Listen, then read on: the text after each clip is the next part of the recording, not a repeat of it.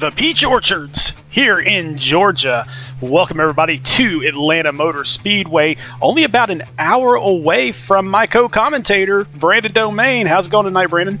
Oh, it's pretty good. I'm still recovering from the butt kicking I got last night at Bristol, but other than that, excited for the short drive over to Hampton, Georgia, virtually, of course, for the Peach State 120 here tonight as these trucks get to find out about this new layout here in Atlanta for the very first time. Oh, you can see those peach orchards, and those peaches look absolutely divine, but even more divine is my good friend Brandon. So, buddy, we're at Atlanta for the first time in the trucks since the new repave. Everybody's worried that it's going to be a super speedway. Everybody's worried that it's going to be pack racing. What are you thinking about this place tonight? I think it's kind of what we've seen in real life, that it's going to be a little bit of both, really. I don't think you're going to be able to really see that three-wide racing. There's going to be the desperation points, but these exits so tight compared to what you're used to at Daytona Talladega. I don't know if they're really going to be able to hold that without a whole lot of give out there to kind of make that work. But you're going to see the speeds, you're going to see the packs. The way that these trucks are handling around here, got to test it out a little bit myself. You can go flat foot all the way around. There's a lot of grip. Going to be a lot of fun for these drivers, but it's also going to be high tension out there with how close they're going to be running. Yeah, that 4 degrees of extra banking that they put on this track really helps with that grip and really helps keep those high speeds. But there's some guys out there that definitely need those high speeds to stay up in this top 15. Yeah, absolutely. And compared to what we saw last night with two drivers locked in, we only got Sean Jensick locked in. Brad Herman, Matthew Greathouse, right about on the cusp, but still some work to do. But beyond that, I would say really from 10th on down, still kind of in that danger zone. From Michael Madden at plus 26, Jose Ruiz, Jose Castellanos, Lane Doyle, Lucas Lyons, Jeffrey Vickery, all still well within danger of falling out of that top 15 with only 2 races left, including today. Yeah, I was going to say the same thing. I think that the top 9 will be locked in after tonight, barring any really unforeseen circumstances out there. So I think we're going to have those last 6 spots up for grab, and you can see Tyler Markle there 7 points out, but you drop down a little bit further on the list, you got another person at 7 points, and then a lot of people between 8 and about 20 points. Yeah, and I think once you start getting to Andrew Harris, Jason Kratke, and beyond that, I think you're really starting to look at a Hail Mary here in today's race, which this is the type of racetrack that you can ask for a Hail Mary and possibly get that with the way that the racing looked in practice, the way that the style of racing typically goes. So I wouldn't say that anybody's really out of it up until you get to maybe a Troy Techmeyer at 55. You're asking for a whole lot there. Yeah, I think it's going to be really tough for Gregor Winnick, for a Doc Holliday, for Kyle Ryan to get in at this point. And so that's when they look forward to week number 14, which is our playoff Lucky Dog race. Yeah, that's going to be a whole lot on the line there for those drivers as they head to Texas for that playoff opener. We're going to get that 16th, maybe 17th. Who knows how it's going to work out with the ties, but that extra driver added in at the very end, so still plenty to race for these guys that are eligible. As far as the team championship's concerned, last week's matchups, a couple of close ones in there, but for the most part, pretty much chalk. Yeah, and I feel like we're kind of starting to get to that point now. We're starting to see some trends here on the truck side of the standings with the team competition. And I know everybody's still tightly packed, but I think we're starting to see some teams really kind of round into the form that they kind of thought they could have. But really looking at last week, you got that Zuyos JW matchup, and that was kind of the one that really pulled a lot of attention there, and Zuyos pulling that bit of an upset. So you say chalk, but we had that pretty good one right there. Yeah, as far as the standings are concerned, this is the tightest battle that we have in all 3 of the series, where you have literally 6 teams all within 2 wins of the lead. And so you just never know what's going to happen out there. And also, I mean, you look at that top 6, all within about 120 points of each other over the course of the season, over the first 11 races. That's just a 11-ish point difference week to week. That's how tight this has been. We normally say a 10-point contest in a given week is the close one. That's the difference average-wise from first to sixth in the overall points. Well, taking a look at the matchups tonight, any matchup here sticking out to you? I mean, at this point in the season, probably all of them. Because, I mean, you're looking at how level this is. I think Zuyos got that big win over JW, trying to rebound some momentum there. Speaking of JW, with TJ's team being the team that's kind of bringing up the rear here, a little bit of a struggle off and on. I think this is a big opportunity for JW to try to pull away. But, I mean, you look at those bottom two. Those are separation matchups right there. 6-5 versus 6-5, 6-4-1 versus 5-6. A whole lot riding on those two. Yeah, I think the winners of those, I mean, definitely they're going to have the inside track to that third and fourth position on the chart. Now, remember, the top four get to continue to compete after week 17. We allow first and second place to go up against each other in a 3-race series. Best 2 out of 3 wins the team championship there. And then third and fourth place, they'll be racing for third in that same type of series as well. Yeah, and I know from the Cup side, currently looking at where my team is with Phoenix, we're sitting in that third spot, and it's kind of like, all right, we feel good. We're going to be going into that possibly with a couple more wins looking like it. But then, man, you really want to get to that championship matchup too, and it's so hard to get to. But you kind of have that 3-4 matchup. That's a pretty feel good moment there as well. Yeah, always got some money available. Let's get out there on the track because qualifying's done. Troy Techmeyer, running as an independent, is going to be up in the lead with Bo Tiffany from JW Racing on the outside. And amazingly enough, by the way, the top 22 drivers all within a tenth of a second, including starting in third, Lucas Lyons, Michael Larch. They'll make up row number 2. Row 3 will be Jeffrey Vickery and Nathan Nixon. Row 4, Austin Purnell, Danny Dow. And in row number 5, Sean Jensick, Kyle Ryan with Trevor Williams and Michael Madden, right, making up row number 6, all within 0.05 of a second of the pole. It's a little bit too close to call, and especially now that this place is considered a super speedway. That pack racing is going to come into play. So that pack racing didn't happen during qualifying, so it's really impressive that they are all within that 1/10 of a second. But imagine what that means once the pack gets together.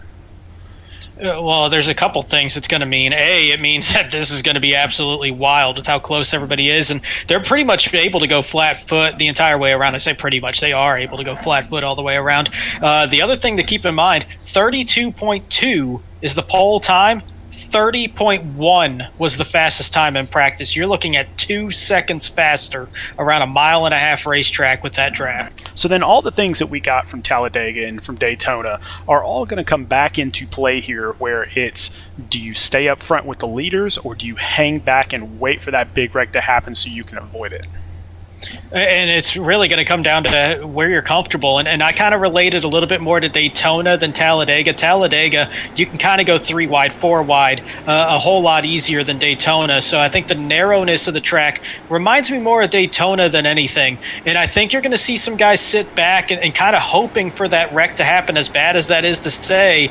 But you're kind of forced to hope that happens at that point, because it's going to be really hard to push through the field. All right, so tell me who you got tonight.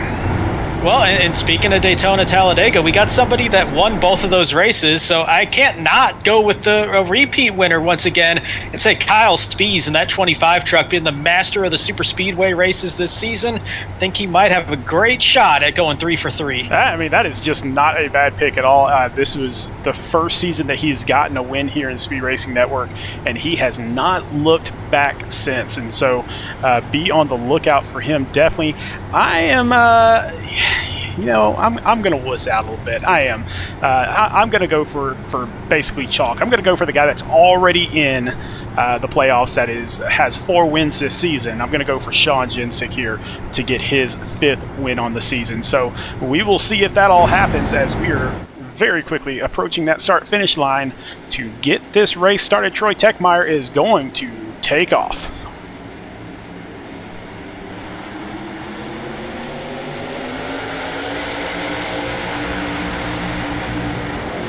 And that's our Silverback Tax Solutions green flag. If you want the green, call Silverback Tax Solutions for your tax return and tax situation needs.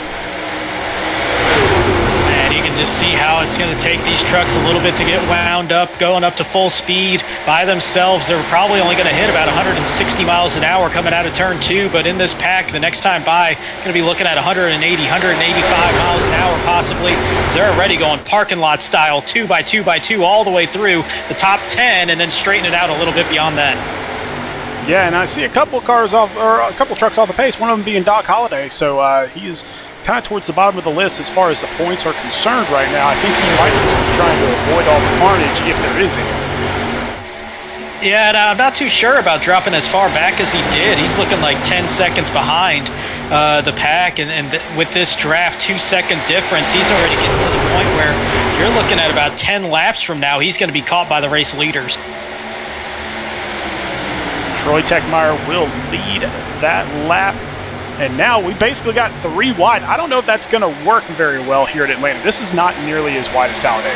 No, it's got the width to make it work. The problem is how tight it is on the exit. You're really going to have to, if you're on the inside especially, kind of back off that throttle a little bit if you kind of miss that turn a bit, just because it's going to be so easy for that truck to slide up that exit and make contact with whatever truck is to the right of them. So that's a great job that they made it stick through that point. A lot of give, though, to make that work this early in the race. Well, Austin Purnell from Jonathan Byer Racing will take the lead, and he will lead that bottom line coming out of turns 1 and 2 and go down that back stretch. And just seeing how tight this racing is here.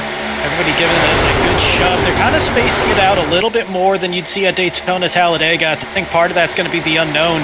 The trucks have had one official week here in Atlanta, in the new Atlanta, but I don't know if everybody really necessarily got to try it because that was pretty early on after that repave and after it got released on iRacing. So I'm not sure if everybody really got to experience it in this kind of pack. We saw packs of about 8 to 10 trucks in practice, not anything bigger than that. So I think there's a little bit of nerves and a little bit of cautious optimism about trying to get through this early run. And if you think about it, compared to old Atlanta, they actually narrowed this track, even though they put more speed in there, put more grip in there because of the higher banking. They narrowed the track even further than what it was. So Talladega and Daytona, this is not.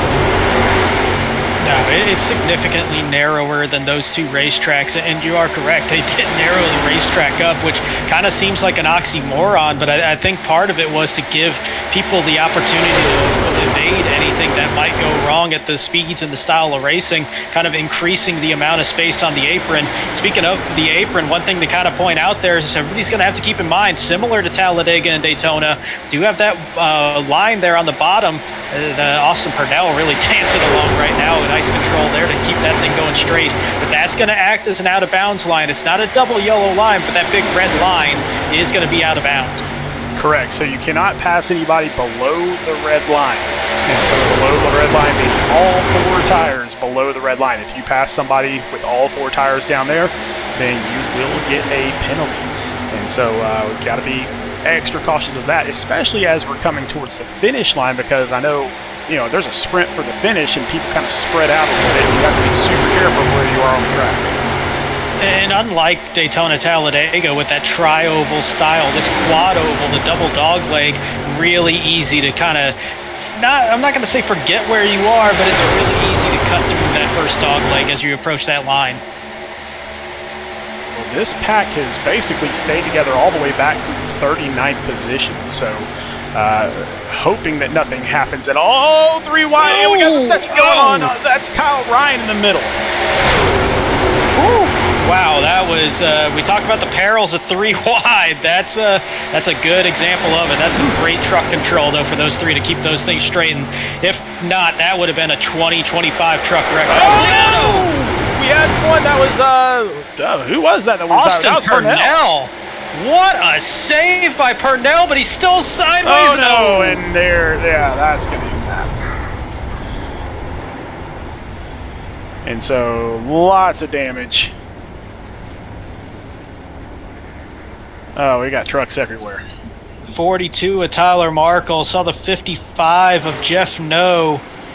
Man, just a real unfortunate season continuing there for Jeff. But, man, 88 of Jose Ruiz. That's going to be huge in the playoff implications. You see the nose damage to that 88 truck.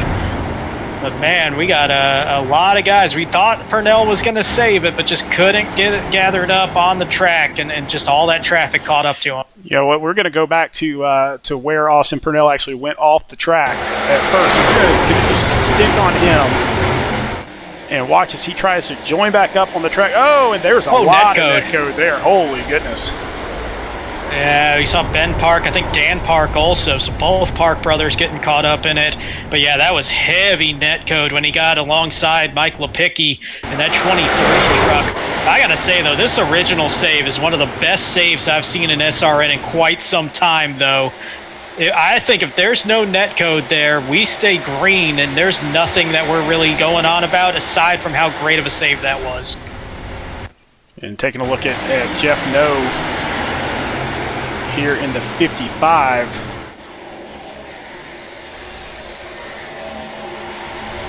Just gets collected. Tell you what I want to keep an eye on, not just because it was my pick, but Kyle Spees, I think, had some sixth sense on this one.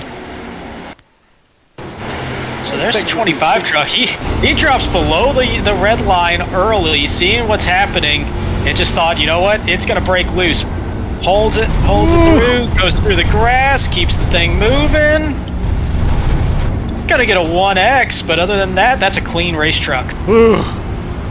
That is a little bit terrifying, even as watching it. Forget about driving it.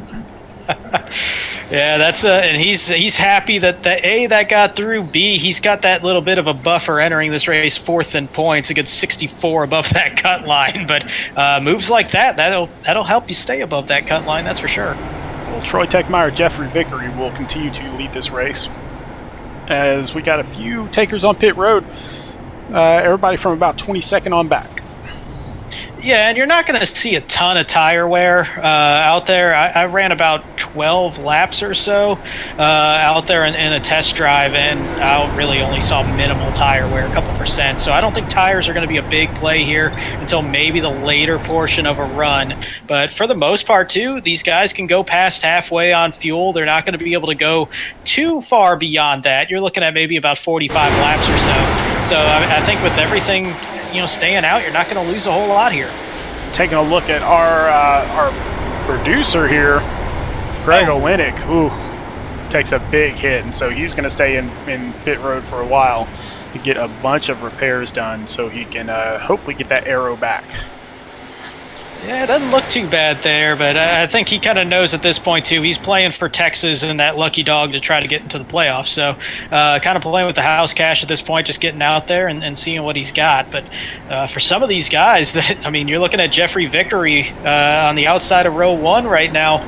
He's the first driver above that cut line just by 7 points, and he's sitting there in a great position because if you really think about it, there's 2 ways to go about avoiding the wreck here, and it's still not a perfect science. You can drop back and let it all play out in front of you, so you don't have to worry about getting run over, or you can be out in front where 9 times out of 10 all the trouble's going to be behind you. Yeah, Tyler Markle back in 32nd place right now, so he had some damage involved in that wreck as well, right there on the cut line.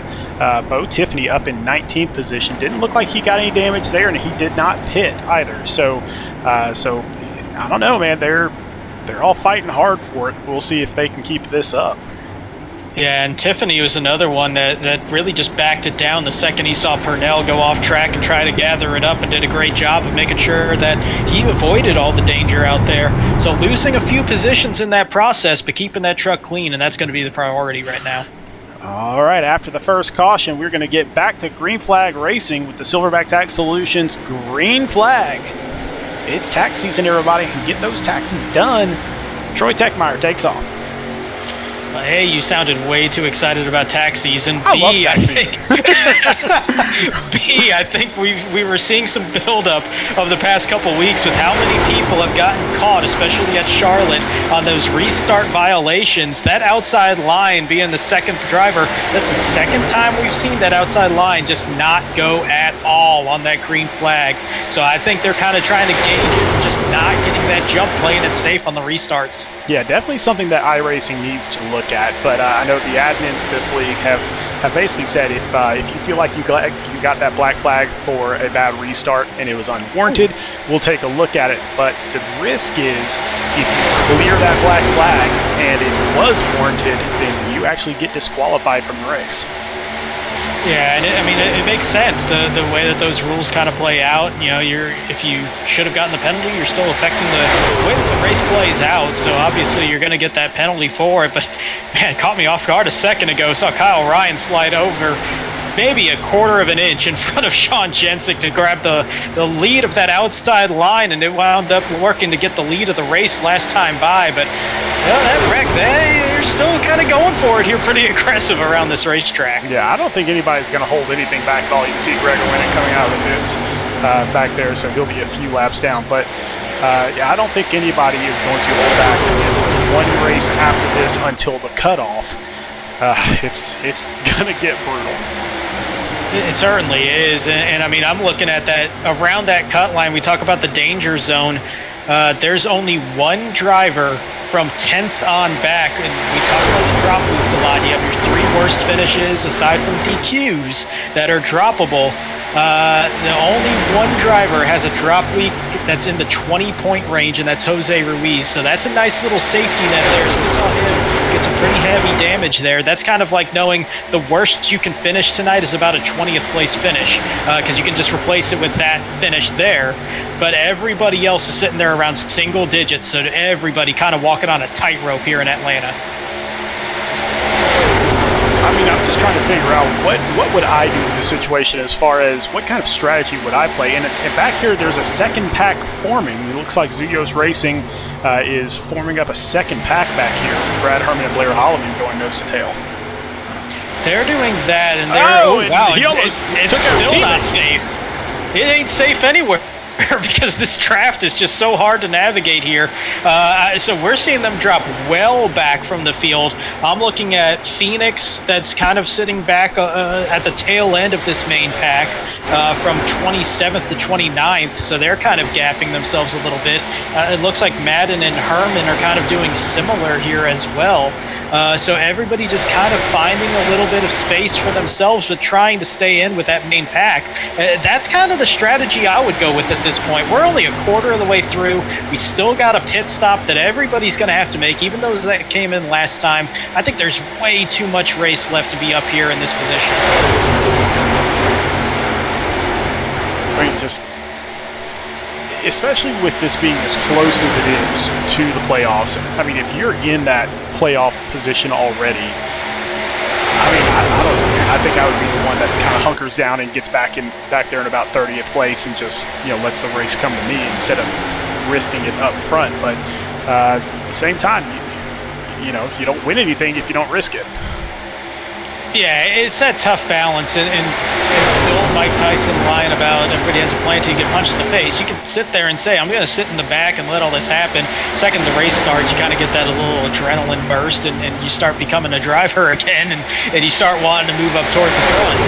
And then we see that close racing where they're about door to door there for the Techmeyer and Ryan side by side for the lead. But if I'm in one of those positions, and I mean, I can tell you firsthand, been in that position the past couple seasons, in that position right now in Cup, where you're kind of dancing around that cut line, you do have to race it differently. You have to think of the big picture.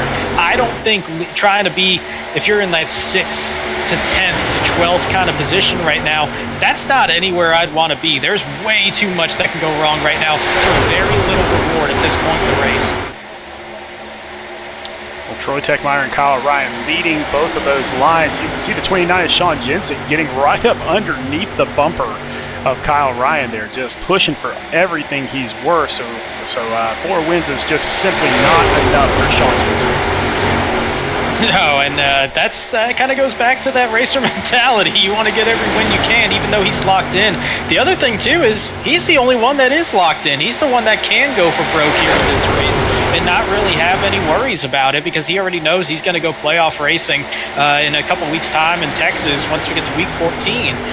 But he's doing a tremendous job of pushing Kyle at the moment. And one thing I'm kind of curious about, though, a little bit of a wiggle there for the 66.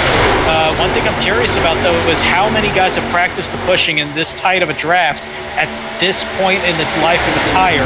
I know that there's not a whole lot of fall off here. There's not a whole lot of tire wear, but those tires are still going to slicken up a little bit. The trucks are going to get lighter in the back end. How many people have really been able to practice that in practice, where we saw a lot of incidents happen?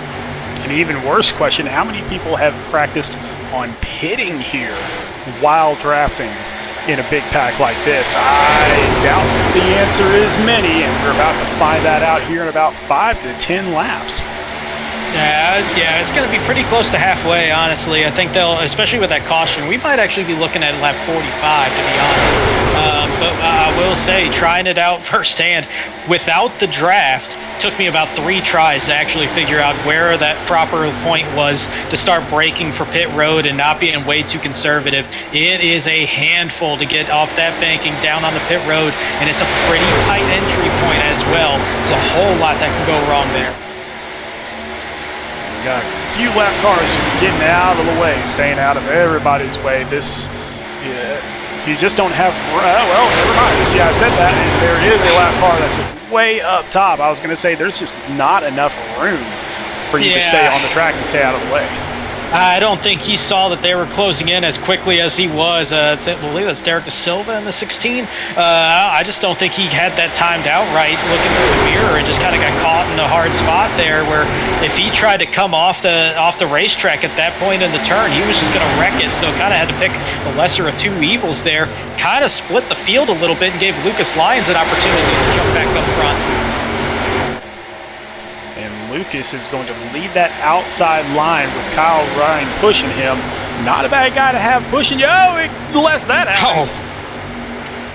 What a save from Troy Techmeyer, but still not over yet. Trying to hang on to the speed of that thing, and there's kind of a triple layer of apron. And my goodness, what a save. Also saw Landon Cardulo trying to take a 3-wide outside to avoid everything. He got up against the wall. But other than that, I think everybody made that work somehow. Yeah, that could have been absolute carnage. So great job by Troy Techmeyer keeping that out of the entire pack. But that spread things out just a hair up at the front as Lucas Lyons leads the solo line with Danny Dow right behind him. And this is going to be a welcome sight for a lot of the guys that have been risking it out there. And it ain't going to last too long, though, because there goes Dow out to the outside trying to grab the lead. He's going to get a big shove here, probably from Nathan Dixon. Kyle Ryan thought he was going to be in line for it, but Nathan already there, so we're back to side-by-side all the way through. Man, Kyle Ryan can't decide whether he wants to be on the bottom or the top line. We don't know which way he's going to go, but he finally tucks in right there behind Lucas Lyons, and he's going to keep on pushing that. While Danny Dow, I know he raced in another truck race last night, came in 4th place there, so good finishes going for Danny Dow if he can hold on to this. And that's something, too. I know we talk about it somewhat often. Oh, Kyle Ryan got the shove and lost it a little bit. He's going to save it on the apron. Now the challenge is going to be, can he come back onto the racetrack about 15 miles an hour slower, doing a good job holding it down onto the apron. Looks like we're going to go all right here, but Dow going to dive down to the inside, heading into turn 1, and he's going to grab the lead for the first time tonight. And that is our Speed Racing Network our Mid-South Madness Season 1 champion, Danny Dow, who is out at the point, but he has all sorts of people around him. Lucas Lyons there on the outside. His teammate is all over his bumper right now with Sean Jensick, and then on his outside, second row, that is his teammate Nathan Nixon. So a whole bunch of teammates out there, but we've seen a little bit earlier in this race, teammates getting together isn't that much fun. Not that much fun. I mean, it's so easy to misread these things, and just with how significant the draft is around this racetrack, with the way that these trucks drive and the engines that they have, it's such a speed difference.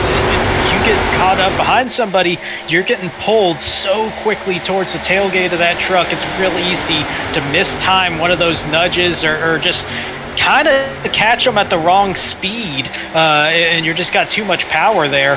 So this is a really tricky race here. And in the meantime, the top 20 are all within 1.25 seconds right now that last time by.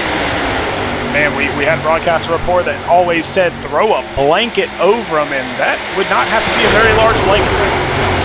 No, you're not talking. You might be saying like a roof-sized tarp for a house. That's about all we're looking at right now to cover this field. They say it's a football field in a second, so it's only a 130-yard pass, basically from first all the way back to 20th.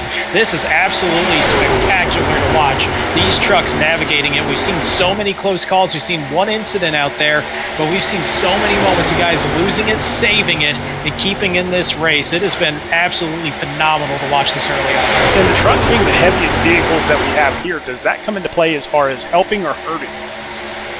I think it helps the grip a little bit. I think these trucks, they've definitely got the downforce compared to the Xfinity cars and the Cup cars. That's for sure. So I think if they do get a little bit sideways, it's going to be a little bit easier for them. But where it does hurt, though, is the way that these trucks drive. It's going to force them into this position where they're going to be in a pack the entire race. I think with the Xfinity cars, we saw it kind of 50-50. They can string out a little bit, a lot more compared to this, but they can get a little bit of space there. I think the Cup cars are going to be kind of in the middle with the way that those drive. Still yet to see that. We'll have that in the playoffs of all places. But yeah, I think the way that these drive, it's kind of the angel and devil on the shoulders. There's good and there's bad to it. Welcome to the party, Landon Cardulo, who just pushed Lucas Lyons up to the front. Lucas Lyons does the classic thing that just about every driver does once he clears that front inside vehicle. He drops down to the inside and leaves his pusher hanging.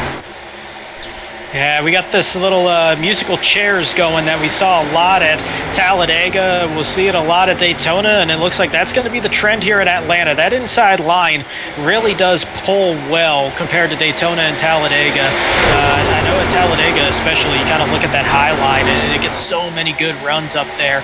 I think because it's so much more congested on the inside, if you're kind of on that inside line mid-pack, it's a little bit slower. But if you're leading that inside line, it's a little bit harder to kind of get out in front of there. You got to have a really competent pusher on the outside line.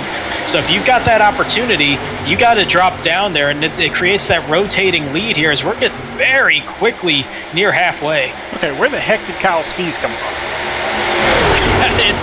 It's that super speedway ability that he's got. He's put on the display here this season. Just knows when to go, when to find his groove, and man, he just keeps putting that 25 truck in a great position every single time we come to one of these style of races. He's got this thing down pat.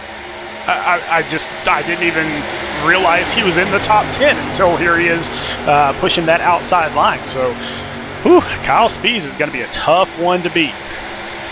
I'll tell you another one, too. We saw him have a moment there and fall all the way out of the top 20, but Troy Techmeyer is all of a sudden back in the running of this thing, sitting in the 8th position, fourth truck on the inside line. So he's worked his way through a little bit of a tight moment there in the lead. But yeah, I mean, that's a great recovery. He fell out of the top 20 about 2.5 seconds back, and now he's right back in the mix of it. Yeah, Troy Techmeyer is one of those guys that has a whole lot more talent than what his finishes have shown. And it's just one of those deals where just wrong place, wrong time. But he is such a talented driver, and you can see that, especially here on the super speedways, where he is constantly pushing towards the front there. It's just, man, he just has not had the finishes that he is capable of. Yeah, it's that vicious cycle. Sometimes one thing goes wrong, and it just keeps going week after week after week. If anybody saw the movie or The Replacements, I actually watched that this past weekend. Keanu Reeves' character, Shane Falco, he talks about quicksand, how once you kind of get in there and it just keeps sucking you down into that sand deeper and deeper, the more you fight, the farther you go down it. It's kind of what happens in racing sometimes. You get one bad result, and then all of a sudden it just keeps compounding over and over. You start trying a little bit harder and harder, and it just makes things worse. And then it takes one good finish to kind of break out of it. Maybe today is that day. Okay.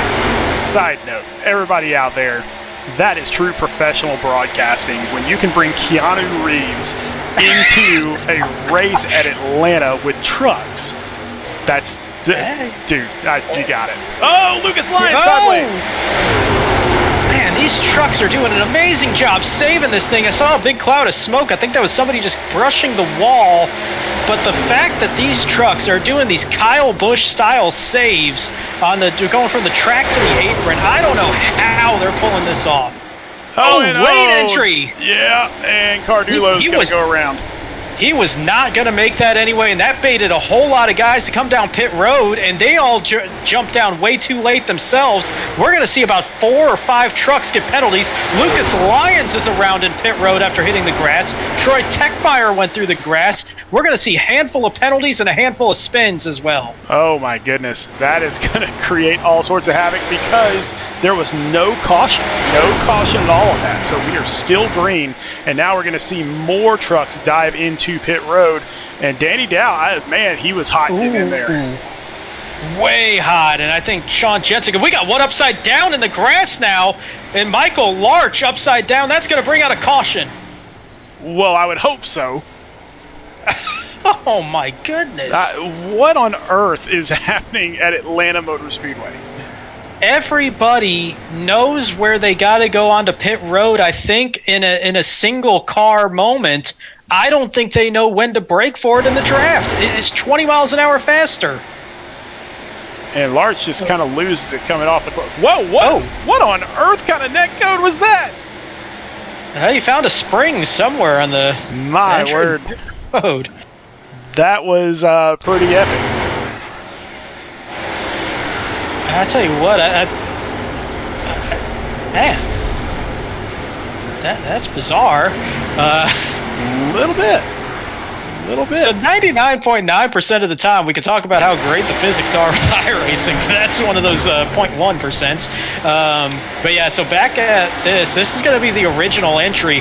This is way too deep for Landon Cardulo to be entering. And then you see the 66, you see the 32, you saw the 94, all missed pit road entry there, all went into the grass. Actually, Lion spins because Techfire gets into him trying to slow up.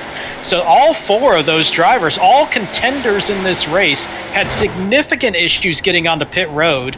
Obviously, we had the issue the other time. I think it comes down to they knew where to come down pit road at 165, 170 miles an hour. I don't think they knew where the braking point was at 185.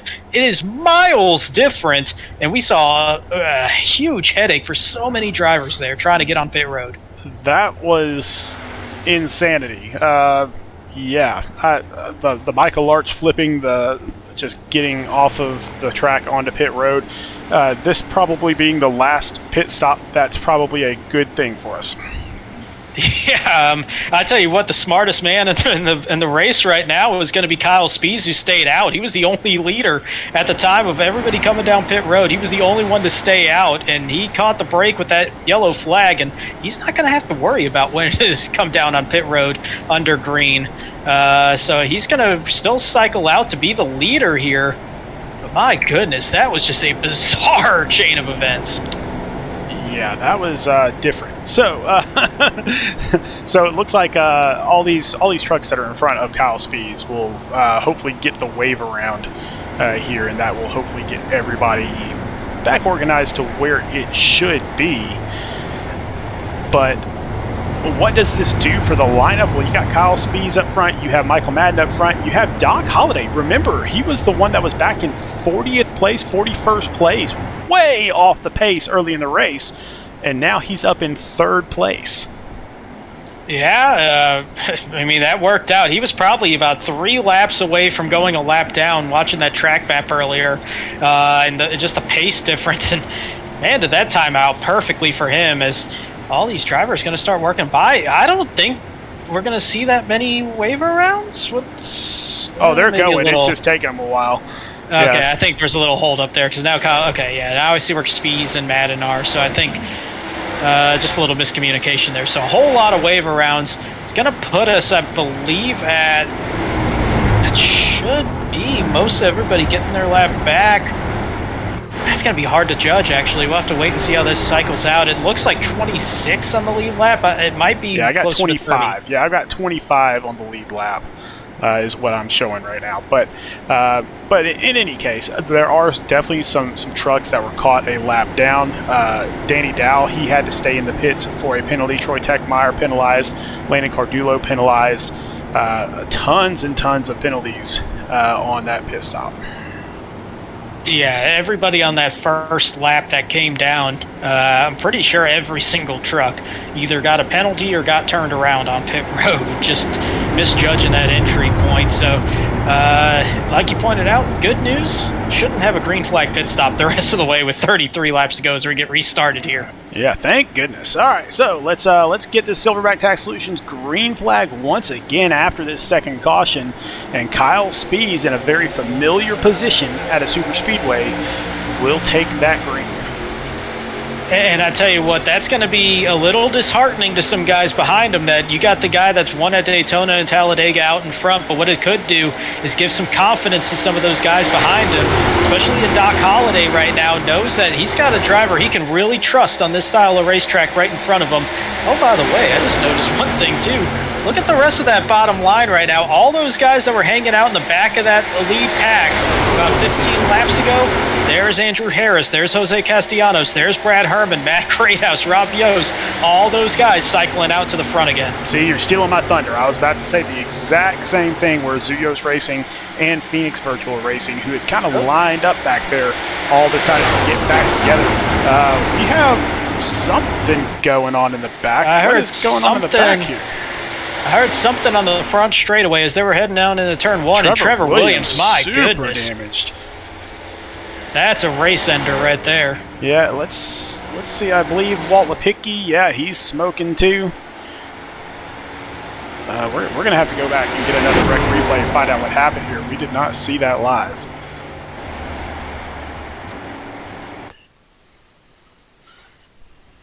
So let's take a look and see what happened back here.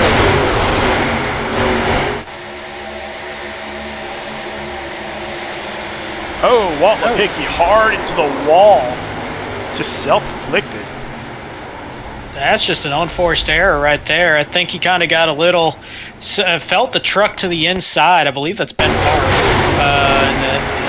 No, not Ben Park. That's James Kerr in the 75, actually, excuse me. But I think he kind of thought he was clear and then wasn't, and just kind of overreacted to it and turned that thing right. And got into the wall, and just a bad judgment moment right there. And unfortunately for Trevor Williams, he was just an innocent bystander in that entire thing. Nowhere for him to go. And Landon Cardulo and Derek De Silva getting some massive impacts as well. Yeah, I'm glad this is just a sim, because that could have been extremely painful in real life. That was a bad one for sure at that angle. And one thing to keep in mind, too, Landon Cardulo, he still had an outside shot of pointing his way in. I think with that impact, he's now looking at the lucky dog for his only hope to get to the playoffs. And we've got some heavy hitters going for that thing now. Okay, so a little bit of a revamp here. So Kyle Spees, Michael Madden, Doc Holliday, Andrew Harris, Travis Burton, and Jose Castellanos will make up your first three rows. Something to point out here, Andrew Harris started off in dead last, 41st place. He is up in 4th now. Jose Castellanos started off in 34th. He's up in 6th. Corey Stahl started off in 36th. He's up in 7th. All of these trucks in the top 10, actually all the way back through 12th. The only one that has not gained 10 positions or more is Travis Burton, and he's gained 9. You want an even wilder one? The entire top 19 all started 12th or worst at the start of this race. The first one that started inside the top 12 is Nathan Nixon, who's currently running 20th, started in 6th. This has been an absolute. We talk about short track racing and how they have the invert in some of those tracks. We've essentially done that here in the first half of this race. Okay, so any of the drivers out there, any of the leagues out there that are coming back here to Atlanta, I'm looking at you, Cup Series. You might want to start in the back. Yeah, there's a whole lot of things I think we're learning. One of them is where to actually brake to go down pit road under green. This is going to be a playoff race for the Cup Series, so hopefully there's a lot more give and take out there at times. But we've seen some great racing, but I'll say this, single truck, a lot of fun to drive around here. In a small pack, a lot of fun to drive around here. I think in packs like this and race conditions, slightly terrifying to drive around here. See, again, I'm going to be the wuss here, and I'm going to say I'll just do the AI driving. I don't want to ruin any actual person's race. Yeah, it's going to be easy to do here. But yeah, I mean, we've seen this huge shakeup, and to clarify something we were talking about earlier, we still got 24 trucks on the lead lap. Lucas Lyon's going to be the first one in the lucky dog position, 1 lap down in 25th, but that's also going to trap Troy Techmeyer, Jeffrey Vickery, Trevor Williams going to have some heavy damage, also Jason Pearson, all 1 lap down right now. Everybody else behind them multiple laps down. Yeah, but think about that. What that race is going to look like. Lucas Lyons, Jeffrey Vickery, and Troy Techmeyer, who were up at the front of the pack for a long time during that front stretch. So yeah, they're going to be going. They've got to go, and there's going to be some guys in this lead lap pack that are going to want to kind of stabilize for a bit, but they're going to be getting that pressure from some of those lap trucks. And once again, another Silverback Tax Solutions green flag. Yes, it's tax season. Get excited, people. Yay. Am I the only crazy person here? Well, I'll also be curious who's excited to get restarted here with this. We're getting closer to crunch time as well here at the Peach State 120 in Atlanta. And man, we start talking about how the aggressiveness drives up once you get to the last quarter of these races. We're right in line with that. I don't know how much more aggressive these guys can be getting here tonight. Yeah, I have a feeling that business is about to pick up even further. Michael Madden is going to take the lead, and I bet he's going to drop down to the inside. Give it a second. There it is. It was either going to be that. The only thing I was thinking was maybe he stays up on that high line to keep Andrew Harris and Jose Castellanos from linking up as their teammates and leading that outside line. So this might be the point where if Harris gets clear of Madden, we might not see that immediate drop down because he's got his teammates shoving him right now. I think it depends on how hard the shove is, because Michael Madden, with the experience that he has and as many wins as he has here in the Truck Series, that would not be a bad guy to be pushing you across the line. No, not at all. I mean, it's one of those things where who are you going to trust the most? And normally I'm going to say your teammate. A little tight moment there for Kyle Spees. That's a rare slip there. Not much moment still. But that's going to open up that outside line a little bit more. So they're going to get that momentum, especially coming down that front straightaway. And this time by at the line, it was a virtual dead heat coming across the line. And I think we've had enough of that in the past week after that Xfinity race. Yes, we have. Too many dead heats to begin with. I don't know if we can call these races anymore. Well, according to iRacing, that was Michael Madden by less than 1,000th of a second that last time by. So, man, hopefully, if we see something like that, hopefully iRacing gives us some clarity on that one. Ooh, and Andrew Harris will again take that lead on the outside, just barely. By less than 1,000th again. Back to back. I'm telling you, these two guys, I mean, it's going to make for some interesting TV here. The entire top 18 all within 1 second last time by. And you can see them all just in that big swarm working their way around. Question's going to be, it's way too early for it right now, but when is somebody going to make that third line a thing? It's going to take a lot to make it work, but if they can do it from the front, I think that might kind of back it up enough where maybe these guys are going to have to go conservative with it, but it's going to stick doing that at the same time. I don't think they can do it aggressively, but if it's in the front, it might control the pace where it's sustainable. You know, we always see this happen on super speedways where that third line does happen. Usually that driver goes to the middle. If he goes by himself, that truck gets very, very antsy. It gets very, very jumpy. Even more so here at Atlanta because it is so much tighter. So if you go to the middle, you better have some people going with you to keep that truck steady. And that's a big part of it too, is what you just said, how tight this racetrack is. That's the big problem. On the straightaway, you kind of feel the effects, but if you kind of do that, leaving the draft in the straightaway, you're going to lose some speed. But doing it in the turn, you're going to scrub off so much more speed without that assistance from the draft because of how tight that turning radius is compared to a Daytona or Talladega, that it's going to affect these drivers so much more. If you're going to make that third line a thing, you better have partners in line with you. Med still leads this thing with Kyle Speeds, a two-time winner on Super Speedways this season, giving him the push. Right behind them in line is Brad Herman coming back. Brad Herman coming back, that's for sure. And I'll tell you what, that's a stout three-person tandem right there, leading that thing a whole lot of wins here in the SRN Truck Series between those three.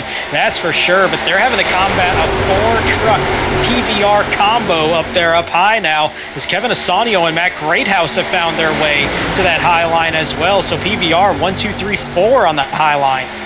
So jumping back a little ways, take a look at Lucas Lyons. Here he is back here in the 94 truck. Keep in mind that he is the lucky dog right now. Jeffrey Vickery, kind of at the tail end of this pack, is second in line for that lucky dog. And then Troy Techmeyer far off the pace here. But Lucas Lyons, Jeffrey Vickery, that could be a nice little contest if there is another caution. Well, the scary thing for them is if there is another caution, look where the most aggressive driving is right now and where that caution may come from. It's right around them at this point. So you're kind of in that no man's land where, yeah, you got to push for it and you got to put yourself in this kind of position where you're in the danger zone to have a shot at it, but you're also in the danger zone to have a shot at it. There's a chance that if that caution breaks out, you get collected in it, and there goes that lucky dog. I mean, you got to stay in it. That's all you can do right now. No, there's no fault of them having to be in that position. It's just it's a dangerous position to be in. They've got no choice, that's for sure. And as I say that, Lucas Lyons and Kyle Ryan pushing 3 wide around that 5th, 6th line. Ooh, hello, that was tight. Yeah, we've had some close calls with Kyle Ryan, haven't we? Man, there's been a lot of people really trusting their spotters today, which is a good communication habit, I suppose, but we've seen some very close moves sliding up in front of somebody. Going back up front, Michael Madden still leads this thing. Kyle Speed still on his tail, and Andrew Harris still leading that outside line. And it's just a matter of when, not if, things move around. But right now, Michael Madden just kind of holding serve down there on the bottom line, and Andrew Harris kind of content to stay where he's at right now, almost blocking both the middle and the top lines at the same time. Oh, Kyle Speeds with a big move to the outside. Did not see that coming, but I guess he saw this was the one opportunity. He can see that 87's been a good pusher. I just don't think he's got the pushing that he's needed to get out in front consistently enough, as that outside line has kind of gotten a little bit squirrely at times. And so Speeds is saying, you know what, 87, you can push me. Andrew Harris, give me that shove, and let's see if we can get that thing out in front. Oh, trouble. Lucas Lyons turned around. Kyle Ryan around in the middle of 1 and 2. Oh, then there goes the lucky dog. And Raul Meza barely squeezing through that. That's going to have massive implications in the point standings there, as he's right around that cut line as well. Let's go to another rec replay and find out what happened back here.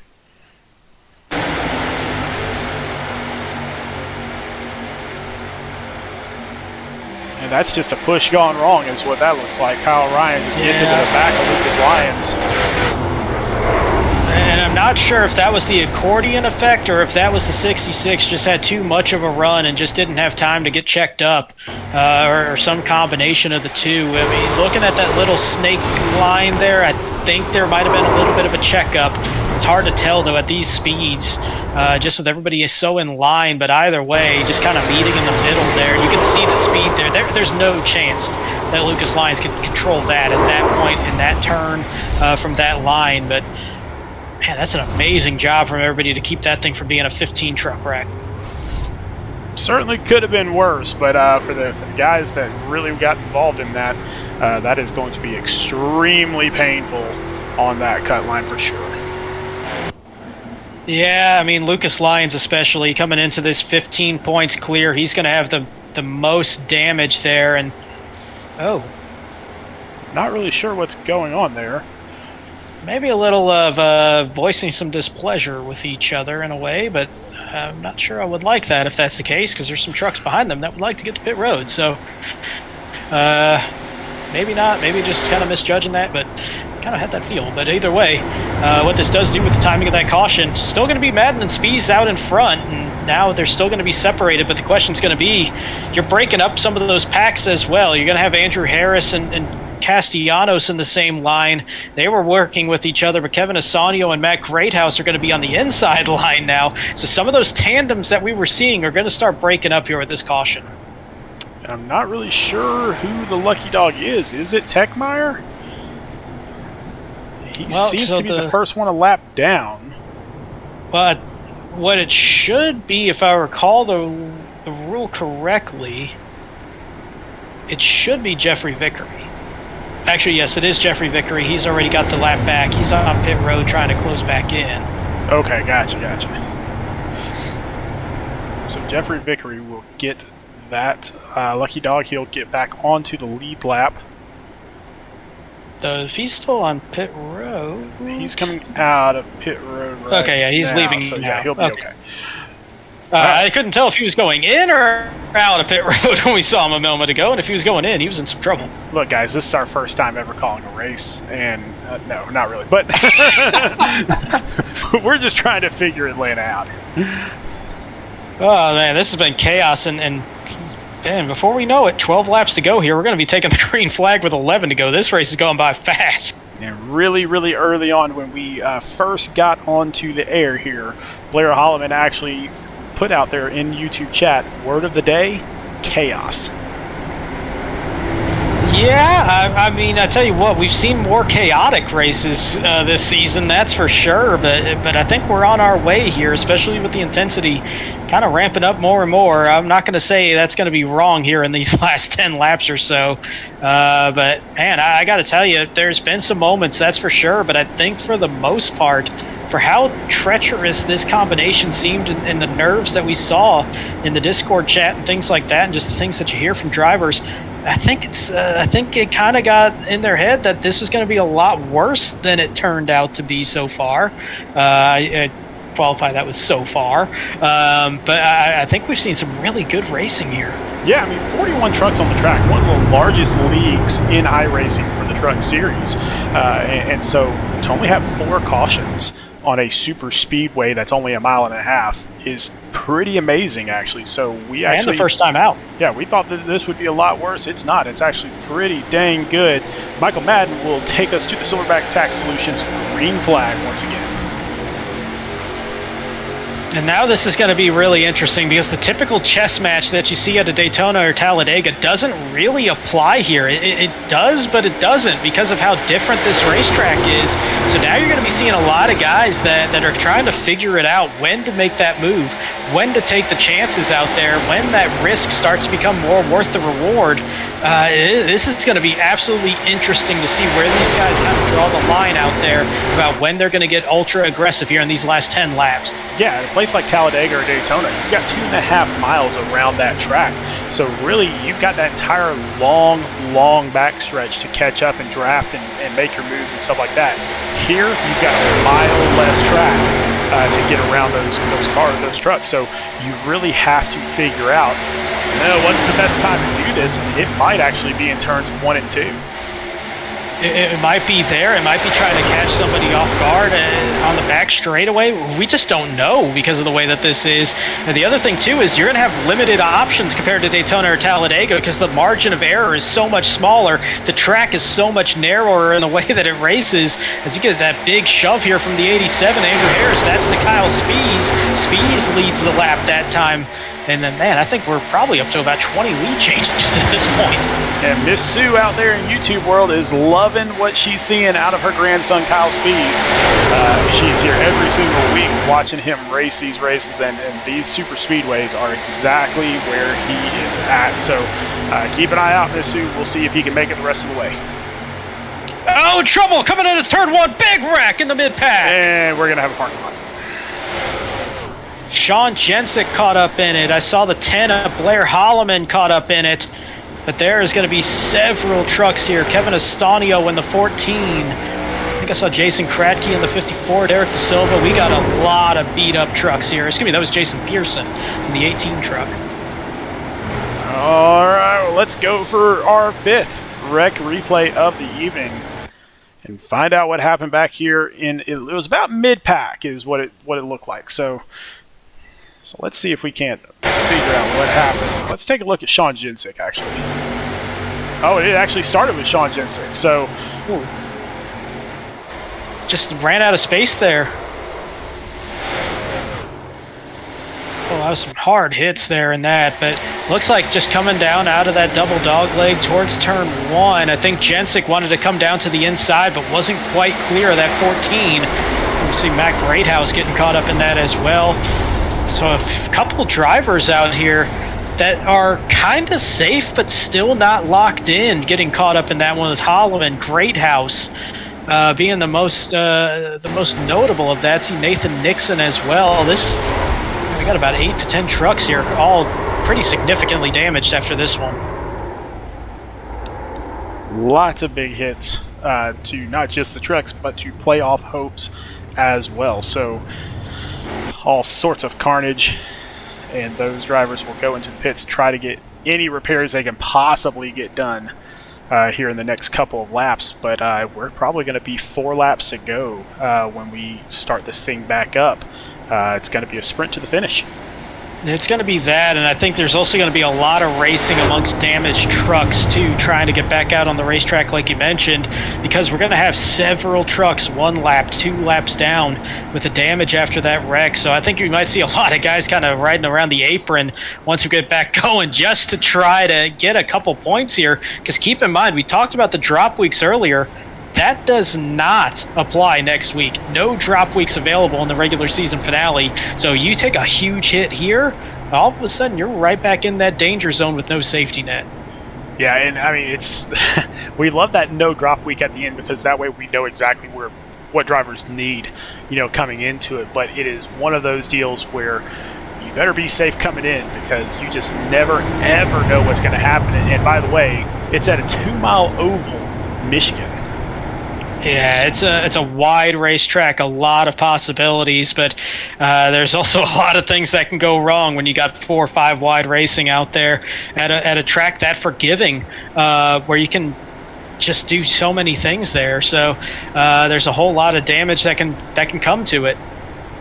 I mean, my favorite track is Michigan, but because there's just so much room to maneuver. But a lot of times when there is that much room, there's that much room for error too. Yeah, and especially, like I said, you got no safety net there. 1 bad result, and I can kind of tell you firsthand going into that, going to be, 15 points clear going into that race, which seems nice, but, man, that's still not much to work with there if something goes wrong. So if you're still sitting there within that kind of 20, 25, you're in the trucks, maybe even a 35-point gap going into that final race of the regular season, you still can't get comfortable with the size of the fields out there. And if you have a mistake, you got to be hoping other people that are behind you have that same mistake. All right, we are going to be coming to 4 to go. So a nice, quick little sprint here towards the finish, provided we don't get another caution. But 5 cautions into this race, and only 21 trucks on the lead lap. And so that just, when there has been damage, it has been intense damage all the way around. So we'll see if this thing continues and who can survive this race here in Atlanta.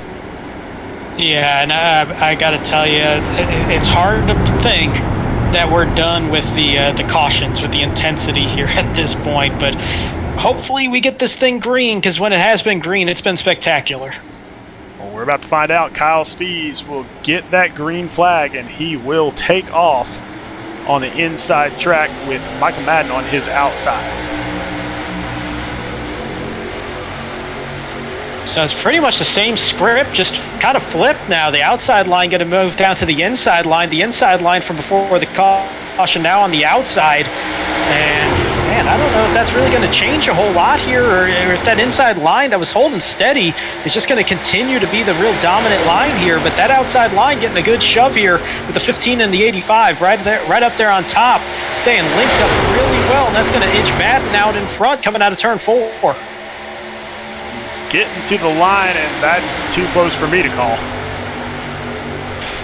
That would be a 1/100th of a second lead for Michael Madden at the line last time. All right. Well, hey, one truck I've got to point out. Mike Lipinski back here in 12th.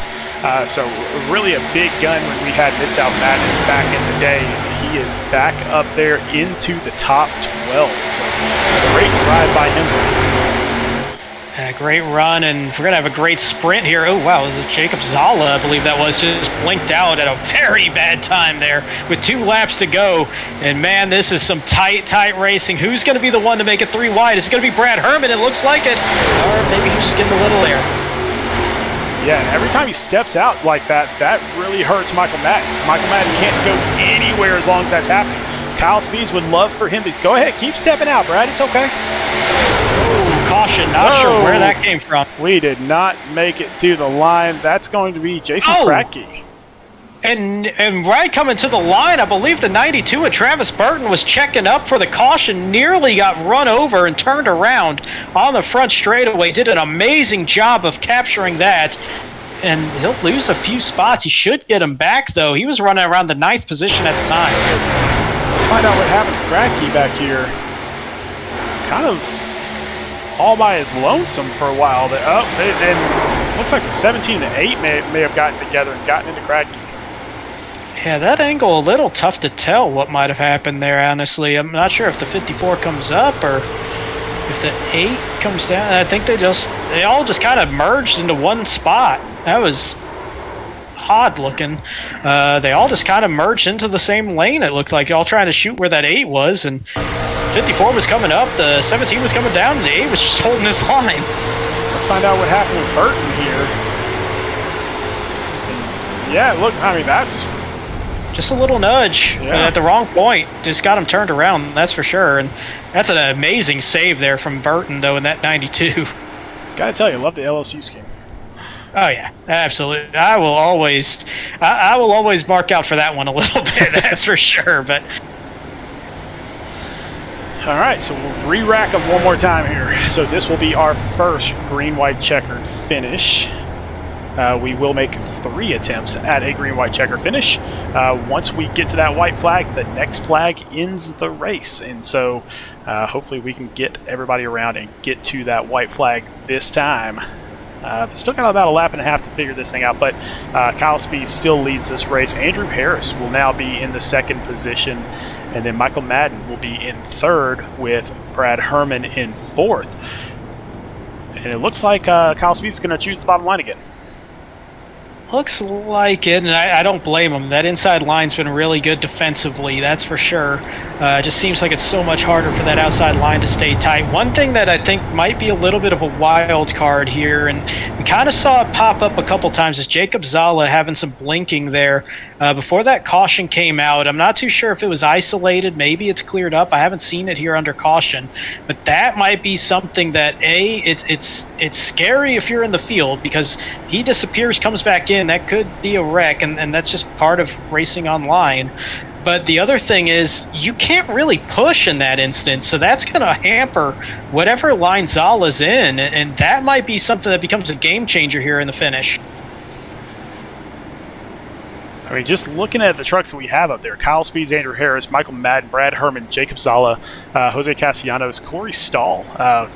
Great drive by Corey Stahl up there in 7th place. Doc Holliday still staying up there, up in 8th place. James Kerr up there in 9th place. Rob Yost up there in 10th. I mean, really some big names that we don't normally see here towards the front. I know, Kyle Spees, Andrew Harris, Michael Madden, Brad Herman we do, but the rest of these kind of different names up front. Kind of nice to see.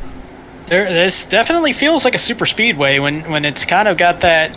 You start seeing some guys have those season high finishes, and we're kind of seeing that here. We saw a lot of carnage out there on the racetrack where we got 21 trucks on the lead lap, and it's kind of opened the door of opportunity for some guys that have run this race rather clean or just kept that truck out of danger, whether it be through a little bit of luck, through a little bit of skill, with some combination in the middle. But it's opened up this window of opportunity. What it also does, open up the window of opportunity when it comes to the point standings as well. We'll have to see how those points shake out here in the next couple of days. We should have those points up to the drivers tomorrow, but I know some of them will be anxiously awaiting that. as Kyle Spies brings us to another Silverback Tax Solutions green flag. Hey, Silverback Tax Solutions is getting a lot of play tonight, especially with it opening up tax season this week.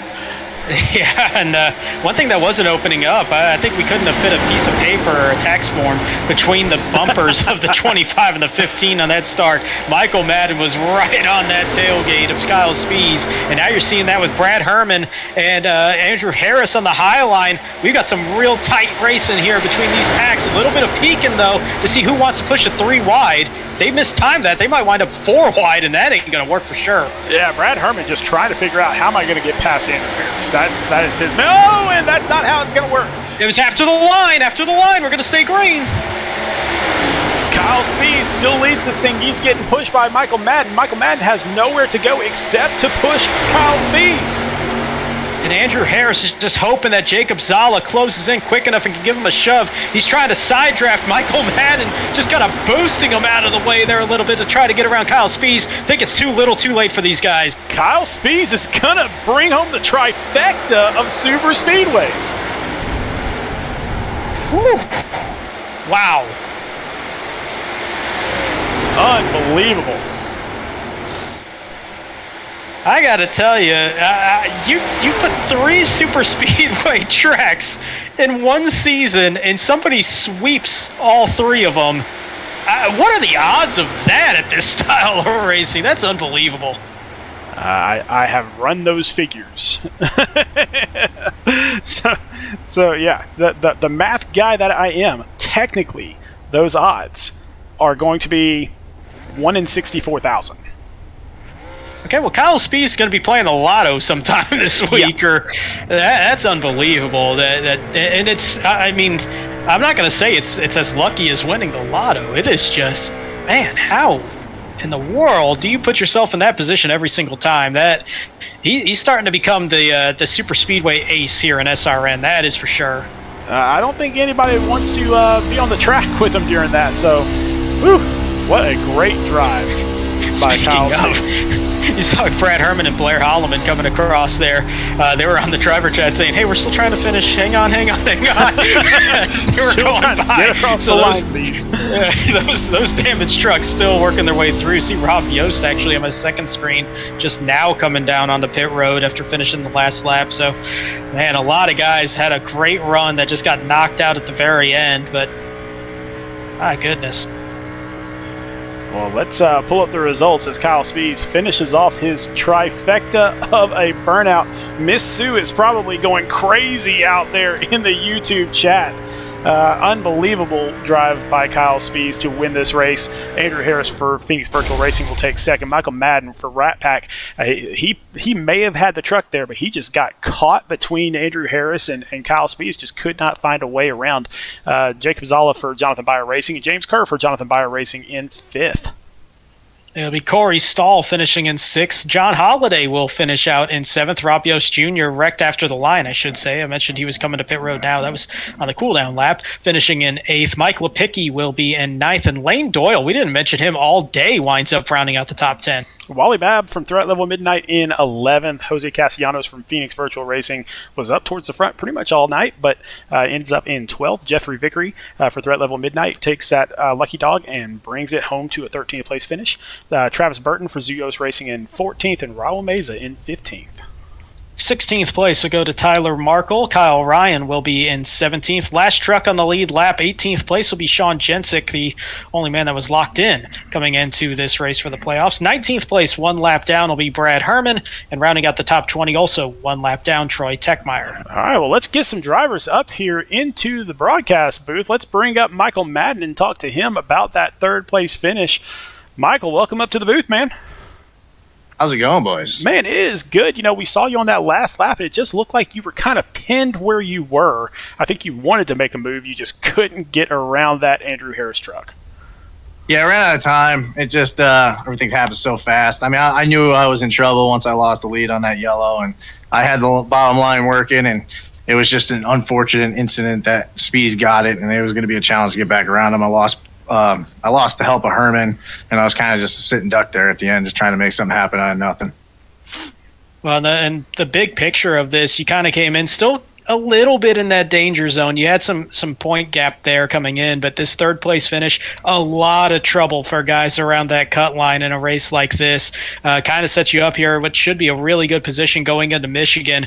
How were the nerves, though, coming into this one when it comes to that point gap that you had coming in? It was nervous. I mean, I don't really know what to expect here. Every time I raced here, I got wrecked. So I just thought big picture. Let's take it slow. Let's look for the opportunities. I went to the back early because during practice, I mean, it was just bad. So I went to the back early, settled my stuff down, settled my truck down, got a flow of the race. And then the opportunity came out with that first caution to kind of get fuel and then let those boys pit, which I didn't think we were going to get green flag pit stops, but we did. Flipped the field, kind of went up front. And I just, at that point, it was on, and I saw a lot of guys had trouble. I was just happy to, put the truck in position and at least be up front. At least all the trouble's behind you at that point. And if you're wrecking up front, the whole field's coming with you at that point. So, well, after a third place finish, it's a pretty safe bet you're going to be pretty well locked into the playoffs, or if not completely locked in, you'll have to the bare minimum next week to stay in this thing. So looking forward to the playoffs. Are there any tracks in the playoffs that you're looking forward to or not looking forward to? Anything like that? Yeah, I just want to build momentum here. I mean, week by week, like you said, stacking the pennies. So we just want to get on the win. We're knocking on the door here. I really feel like there's opportunity down the road at Texas. I've won there before in this series, and I run very good there, so it's a good way to open up the playoffs for me.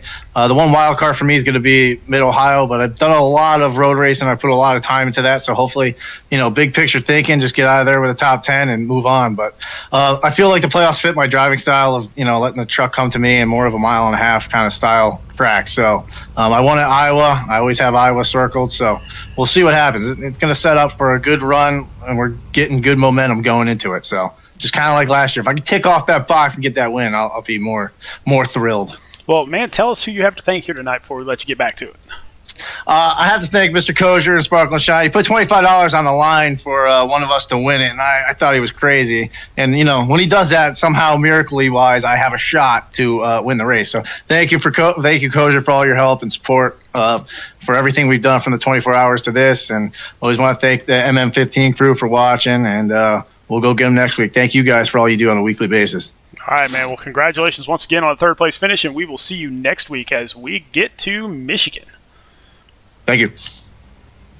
All right, we will send him back to his team there, and I probably put him into the wrong team chat, to be completely honest. Anyway, so let's see if we can't find our second place finish. Let's get Andrew Harris up here into the booth with us and talk to him about his race. Andrew Harris, welcome to the booth. Howdy, y'all. It's been a while. It has been a while, man, but it's good to see you back up here in the booth, and a great finish out there here tonight. I mean, did you have anything for speeds there at the end at all? I think I could have. It seemed like Mike came up with just a tad bit going into that corner. These things are a handful going to the corners full throttle. I think I might have had something on the outside. I did lose my help, so I don't know. Well, I think the big thing I was kind of thinking of is you guys got lined up there pretty well, and it seemed like at least for the PVR team, it seemed like there was going to be kind of running this a lot like a Daytona or Talladega, but it just kind of built into a whole different thing. How did this compare to you, compared to those super speedways here, with this being a mile shorter, a lot tighter? Did it have that same correlation, or was it just a completely different animal? I think it probably looked a lot like speedway racing, but it felt a whole lot not like speedway racing. I mean, you're loose, you're on the wheel, it's just insane the whole time. If we could have had those heart rate monitors that they have in NASCAR, I think mine would have been like 900 or something like that. I mean, it's just one of those tracks where you just never know what you're going to get, especially in the trucks, especially with 41 trucks out there. But, I mean, you survived this race. Who do you have to thank here tonight before we let you get back to celebrating? Oh, absolutely. Thank my team. Thank my mom and grandma watching, Anyway, all of my team, like I said, they were pretty much guiding me through this math through Great House for our, what is going to be a pit strategy. And you guys for putting this thing on. Wish I could have gone one more spot. I would have went worst to first. I started 41st, so it was so close. Well, man, congratulations on a second place finish. Almost made it there from the back to the front, but hey, second place, we will take that all day long. But hey, you have a great week, and we will see you at Michigan next week. Absolutely. Thank you, guys. All right. And so we will send him back down, and let's see if we can't find our winner, Kyle Spees. I mean, he should be used to this by now, getting up here into the booth for a super speedway. But Kyle Spees, the super speedway trifecta, my friend. Congratulations. I appreciate it. So tell us how you did it here tonight, because this is a different track than the other super speedways. Just like always, put myself in good situations and good spots throughout the race. To start out the race, I still had my settings from the Daytona 24, so I could only see 10 cars. So luckily, we got that early caution, and I went and changed my settings for that, which led me to have more gas. So when we had that big pit cycle and the caution that happened there, it helped me to have more gas to stay out in front, and then I just stayed out front all race. So what I kind of asked Andrew a little bit about the differences in the style of racing from Daytona, Talladega, and now Atlanta. When you're out in front at that point in the race, late in the race, and you're still doing that mirror driving, is it the same thing, or is it even harder here because of how much tighter this track is and how differently it races?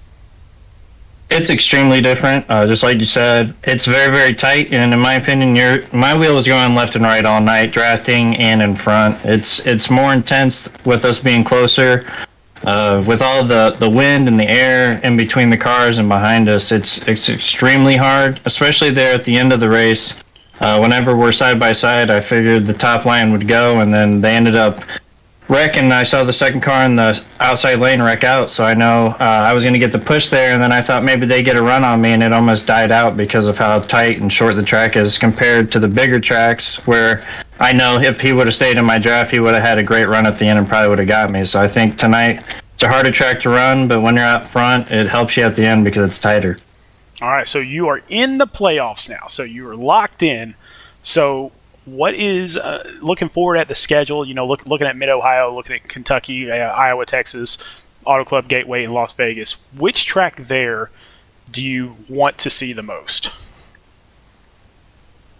I'm going to do a lot of practice at Mid-Ohio, to be honest. It's a fun track. I think the other tracks are all good as far as being consistent for me. I think I can be pretty good on all those tracks. I really want to get to Mid-Ohio and prove to myself personally that I can do really good there, and then I think if I do really, really good there, it'll help me in my playoffs even more. So I'm excited to see that track. Well, man, great race here tonight. Who do you have to thank before we let you get back to it?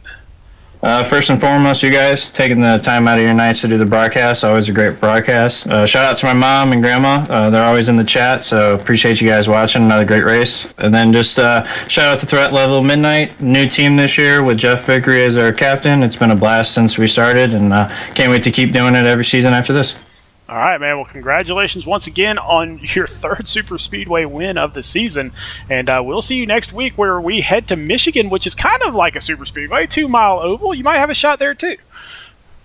I won't put that in my mind, but we're gonna hope for the best. If I get it, I get it, you know. All right, buddy. Well, have a great night, all right? I appreciate you guys. All right, Brandon. Let's talk about our next broadcast, which is tomorrow night. We got the Hawkeye 125.